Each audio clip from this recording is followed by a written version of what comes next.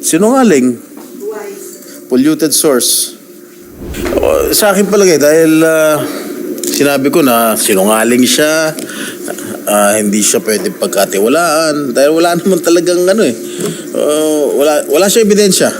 Ewan ko kung sino naglay pangalan ni Presidente, pangalan ni Marcial Soriano, pati yung PIDEA. Hindi sila makapagpatunay na sangkot yung mga personalidad na sinasabi nitong si Morales. The President is not included in the drug list.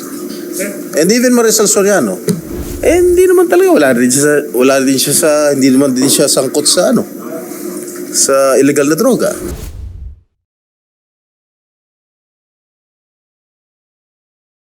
Sinungaling. Polluted source.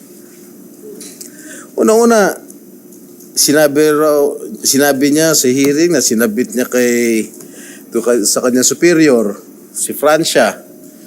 Wala naman daw natatanggap. Si Francia, nasaan yung dokumento? Di na sa kanya. Siya nag-leak. Simple lang naman yun. So, dapat pa bang i-pursue ni Senator Bato de la Rosa investigation kung sa tingin? Well, it is the call of the chair of public order, Senator Bato, kung gusto niya i-pursue. Kasi ako, parang in-establish ko na yung na talagang sa akin palagay, it's my own opinion, na siya talaga yung nag-leak ng mga information. At yung nakalagay sa information, allegedly yung nakalagay sa information na yun, wala naman katotohanan dahil I even asked the PIDEA if the named personalities that were named by Morales were included in the drug list. Wala naman daw. So, sir, ano yung motibo ng pag-leak? Sa tingin niyo may tao behind Morales? That I do not know. I am not sure about it. Pero possible. Yeah, possible. There's a big possibility about it. Pero dapat, sir, na yung ganong klase ng nag-leak ng classified document, dapat yung panagutan ito. Meron tayong batas tungkol dyan. I read, in my opening statement, I read that yung charge dun sa mga nagkakalat ng mga false testimonies, etc. etc. So, sir, parang kung ikaw yung chairman, hindi na lang ituloy sana kasi wasting people's money na yung nangyayari. Sa akin palagay dahil sinabi ko na sinungaling siya, hindi siya pwedeng pagkatiwalaan dahil wala naman talagang wala siya ebidensya. Okay? Nilagay niya ewan ko kung sino naglay pangalan ni Presidente, pangalan ni Marcial Soriano, kung sino man yung mga ibang mga kilalang personalidad sa show business or sa politics. Wala namang makakapagpatunay. Pati yung PIDEA, hindi sila makapagpatunay na sangkot yung mga personalidad na sinasabi nitong si Morales. Sir, dapat ba mag-ibigil na? Kasi pwede makadestabilize ito considering na si Presidente sa mga ginagawa. Well, as far as I am concerned, I've already established that the President is not involved. The President is not included in the drug list. And even Marcial Soriano, hindi porket kalyado ko si Presidente, we'll just base it on facts, the truth. Pati hindi naman porket kasama ko sa industriya ng pelikulang Pilipino si Maricel, hindi naman talaga, hindi naman din siya sangkot sa sa illegal na droga. Pero will this affect yung credibility ng Senate hearings kapag may mga ganyan In fairness naman kay Senator Bato, what he wants is to know the truth.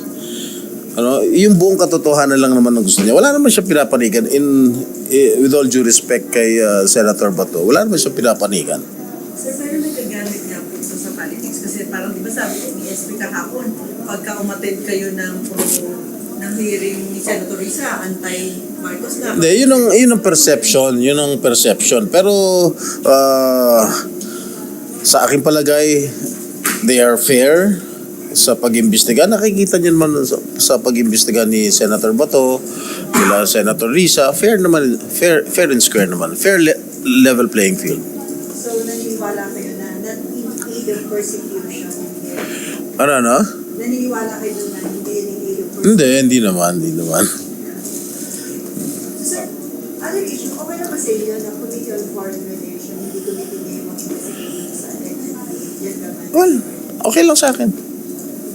Of course. Wala naman less job sa akin. So, pero sa secondary committee kayo, sir? I do not know. Pwede join. I do not know. Sir, kanina sir sa hearing kanina. Hindi ko alam kung ni-refer sa Committee on National Defense as a secondary committee. Ni-refer ba? Baka primary committee yung Committee on Foreign Relations.